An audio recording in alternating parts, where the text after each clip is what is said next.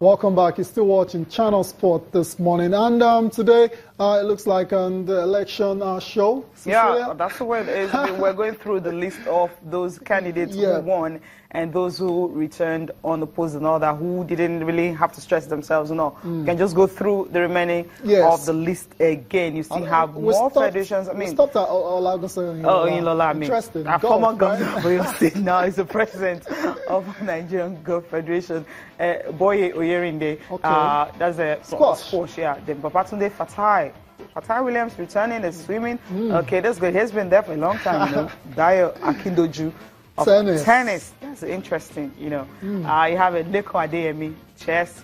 Musa Nimrod, volleyball. He used to be president of the beach volleyball, but now he's the president of volleyball. Then Kelvin Runse of gymnastics. So that means there's a new one. And Kenneth Minima. I mean, a return unopposed boxing, and Margaret Binga. Okay, a lot of drama in that one. Yeah, the Taekwondo Federation, the drama has been on since last year, and it's just continued at these elections. And we're going to hear from the front runners, you know, before the election later on the show. I'm talking about George Ashiru and Margaret Binga herself. Yeah, that's what later we'll on. do. They have a lot to say. A whole lot. But then we'll be joining Austin in Abuja. He's right there in Abuja with one of the presidents who emerged winner. How tough was it for them and how they were able to, you know, conduct the elections in a way that, okay, there were no exchange of blows. There were a lot of rankings and all that, but we didn't really see much of the fight, right? Nothing to... banters and all that. Yeah. Nothing to worry about. Nothing to worry about. But then once Austin is ready, he will be taking over from us because he's having a guest in Abuja. Good morning, Austin.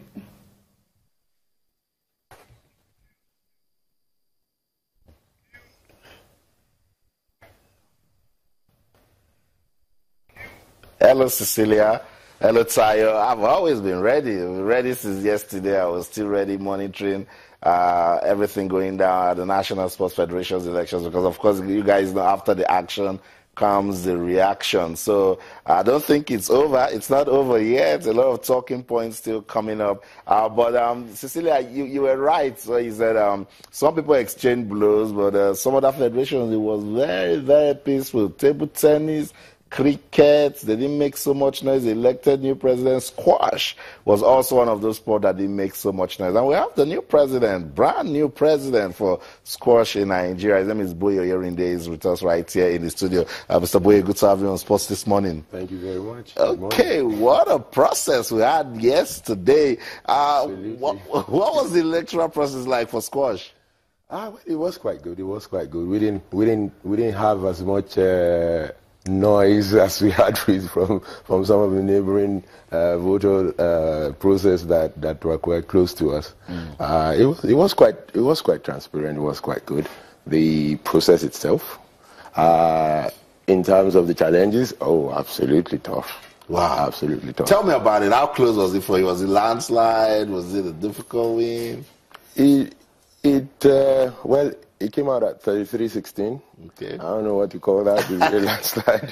Good victory for you. Good victory, yes. Yeah. Absolutely. Okay, let's talk about, because looking at the federation elections yesterday, I realized that a lot of times why sporting federations don't do it because there's no unity, there's no love. How is it like with the squash family? It is the same, sadly. However, that was the first thing we took on yesterday immediately after the elections. What we did is try to reach out to the different factions and bringing everybody back to the table. And the saying yesterday was we came in from different zones, but we're going back as one family. And that's the only way we can move the sport forward. Squash is a beautiful game. And if we don't have that unity, there's no way we can grow the game in Nigeria. And that's what we're trying to do right now. We're trying to bring all hands together on the same platform, on the same table, so we can go back to the roots of the challenges we're having in order to be able to build the game all over again. So squash has been quiet for quite some time now. What are some of the campaigns, the programs you're thinking of bringing on? And I will give it some good following now. To start with, we need you. I'm here. Look at us. Yeah. We don't want this to be a one-off thing. Because you see, the tendency is, okay, because of the noise about the elections, the press pays attention to all the sports. I mean, I can't remember the last time you talked about rowing. You talked about chess online. You talked about squash. I can bet that you probably would not have a squash clip to present. No, we have. If we talk about squash, we talked about the ex-internationals doing something for the juniors. We follow this thing, but the media, we only report what is out there. And that's what we want, credible leadership to be in place, to put the right things in place so we can follow. We're presenting that to you now. You've asked for credible leadership. We're going to present that to you. And we're going to take you on because we need you guys to help put the word out there. Squash needs a lot of visibility. If you look, if I ask you, do you even know where the squash courts are? Do you know what the squash court dimension is? Virtually nobody knows. If you ask out there, squash, something like, oh, squash? Are you talking about a squash drink? Even I'd been at an international immigration point, and he asked what was in my bag, and I said, I have my squash kit. He said, squash? You have food in your bag? I said, no, my squash kit. my squash kit.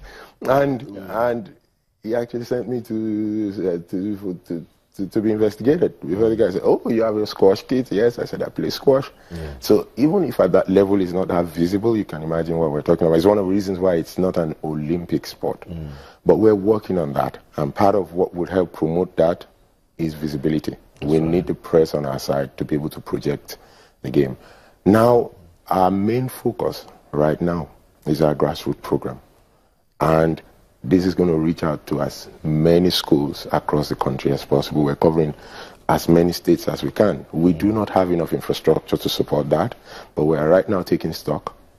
I'm speaking to all the chairmen of each state, and we're going to take stock of the squash infrastructure in each state in order to be able to use that at least to launch the grassroots programs. That's right. Most of the squash courts are also in dilapidated state. They are not in good states at all. We're going to need fund to fix them. It's a challenge, but we're going to use the ones we can as they are. We're going to try and get as much of the kits as we can, and we're going to reach out to as many schools as we can and start from as young as age 5. And then we'll build into different age groups till we're able to build a team that we can present to the world. Right now we have a few players who are playing professional, but compared to what we see at the international level, right. Our number one today is I think it's number 180 something. Let's hope that I'm not even on the rankings. I must say thank you so much for coming around. I will continue to do this. You've said you want the media. We'll appreciate that. Whenever we give you a call, pick up and talk to us. Let's develop squash together. Thank you very much. Thank you very much, and congratulations once again. Thank you. So over to you guys in Lagos. This is Mr. Boye Oyerin, the new president of the Squash Federation of Nigeria. Yeah, Austin, thank you so much for that. I mean, he was talking about the fact that we don't know what, some people don't know what a squash court is. I do know. I know most people know, right? Yeah, well, I mean, I think his point is, like you said at the start, it's not popular. It needs visibility. I mean, squash is not the most popular sport out there. So, yeah, you can understand. Yeah, why he's saying that. Obviously, don't no, literally. Okay, not really. Now, let's get to see the reports of how it all went down in Abuja on Tuesday. The entrance into the National Stadium in Abuja, eyes are fed with campaign banners. When you get inside, it's more campaigns. The delegates for the elections have arrived and accreditation kicks off proceedings. The process hasn't gone beyond accreditation, and delegates from athletics are already having issues. No election in athletics. No election. We are all ex-international that have represented this country for years. I'm 6-time Nigerian champion. She's an African record holder in triple jump. Brown Ebewale is the decathlon African record holder. And they're trying to replace us with people that never won Nigerian uniform. For the Basketball Federation, the drama continues. This is a space for their delegates, but they did not show up.